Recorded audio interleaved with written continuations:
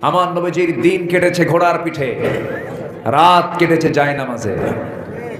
নবীজির শত্রু ছিল কম না বেশি?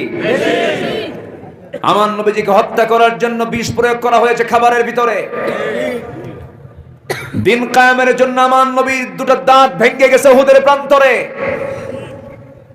খন্দকের প্রান্তরে কোদাল দিয়ে পরীকে খনন করতে গিয়ে আমার নবীজির ওই যে কোমর কুঁজো হয়েছে, মৃত্যুর দিন পর্যন্ত রাসূল আমার কোমর সোজা করে দাঁড়াতে পারেন নাই। দিন কায়েমের জন্য যদি আমার নবীজির কোমর হারাতে হয়, দাঁত হারাতে হয়, নবীজির যদি দেশ ছাড়তে হয়, সেই দিন কায়েমের জন্য আমাদের এরকম ত্যাগ স্বীকার করার দরকার আছে না নাই?